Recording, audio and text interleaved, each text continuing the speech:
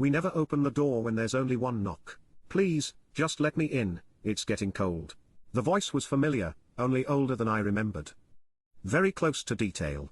Lala, please. Using my old nickname was a nice touch as well. I sat on the floor next to the door, my arms wrapped around my legs.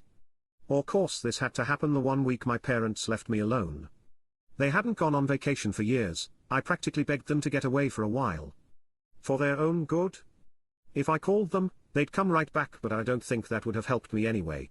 Besides, I wasn't an idiot. I heard the knock and I would not open that door. When someone comes to your house, they will ring the bell or knock a few times. Most people like to play safe and simply use the bell. And then you open the door as you normally would. But never, absolutely never, should you open the door when there's only one knock. It was the very first thing we were told when we moved to this neighborhood all those years ago. There are a bunch of rumors of people disappearing or suddenly dying after opening their doors, though they all supposedly happened before we even lived here. I never believed in it, not even when I was little. This town was simply insane, most people here were a little eccentric and unusual. Well, that's what I believed until I heard my lost sister call for me, after the one loud knock on our front door. Please, go away, I whispered. Even after all those years, I recognized her voice. And when I heard it I jumped right up, ready to open that door wide. But I knew it wasn't her. I'd looked through the window. There was nobody in front of our door. I don't know how much time had passed before I finally grabbed my phone and called Max, who's not only our neighbor but one of my closest friends. She's here, I said. I knew I wasn't making much sense, I didn't know how to word my thoughts. Who, where?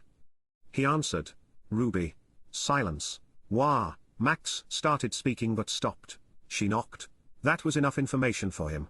You didn't open, did you? I shook my head, which of course he couldn't see. I'm coming over now, okay? I'm not sure how many minutes passed, but Ruby had stopped asking me to open the door. Hey, Lainey, I don't think the bell is working, I heard Max. Maybe they screwed with it. I swallowed. You could knock. There was silence for a little while, followed by one loud thud. When I didn't open the door, the sound of Max started shouting loudly. Open the fucking door. His voice became louder and louder until it hit a frequency that almost made my eardrums explode. I didn't move, I didn't speak, and finally, the doorbell rang and the voice became silent. Slowly I got up from the door to look outside. This time it was really him. The last time I saw her we had the biggest fight of our lives. We were sitting in the living room with tea that had already turned cold. I don't open up about Ruby often, but hearing her voice today really messed me up. And all because of stupid Jack. I rolled my eyes. Max smiled. A boy? I shook my head and laughed. Jack was a stuffed toy in the shape of a pumpkin. I'd never told Max about the fight, in fact, nobody but my parents knew about it. I loved that damn thing. Won it at the Halloween carnival. When Ruby saw it she begged me to give it to her, she cried for hours because she hadn't won it. And even when my parents said they'd buy her another toy she wouldn't stop. She wanted mine. Well, she wanted to be just like you. It's sweet. I nodded. Ruby was a year younger than me, but she used to act as if we were twins. She wore my clothes, played the same sports, and always wanted to hang out with me and my friends. When I think about it now I think it was adorable. Of course back then I found it insufferable. I sighed. For days I took Jack everywhere with me, even to the bathroom. It was probably just out of pettiness, but that toy became everything to me. So when I came home from school one afternoon and saw that Ruby had cut it in half I screamed at her like never before. She only looked at me with big teary eyes. Max put his hand on my shoulder. Come on Lainey, siblings fight, it's normal.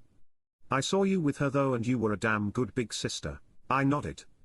Of course, I knew it was just some stupid fight between kids, but if I could turn back time I'd give her every shitty toy I owned. This happened 5 years ago. Ruby would be 16 now.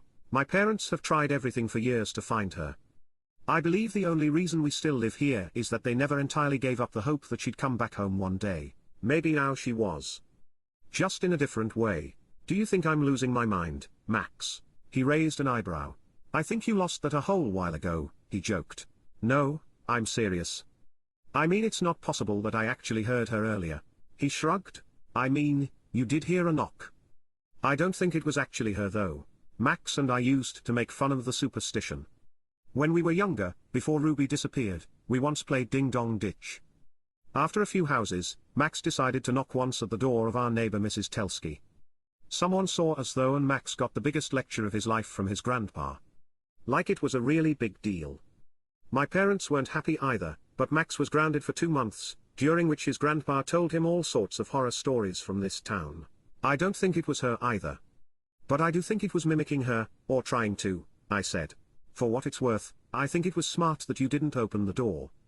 Maybe we're all just a little crazy, but better safe than sorry, right? Max offered to stay the night and I immediately said yes. We got the air mattress and watched movies until I started to hear him snoring. The good thing about Max was, I never felt awkward around him. He regularly stayed over since we were little. Especially often after Ruby was gone. Having him here really helped against the silence. My mind became easier, and my body heavier.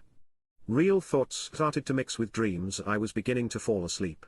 And then there was another knock. It came from the front door downstairs, but I heard it loud and clearly. My heart started racing just like it did this afternoon. Max, did you hear that? I whispered. But he didn't answer. Lala, it's dark.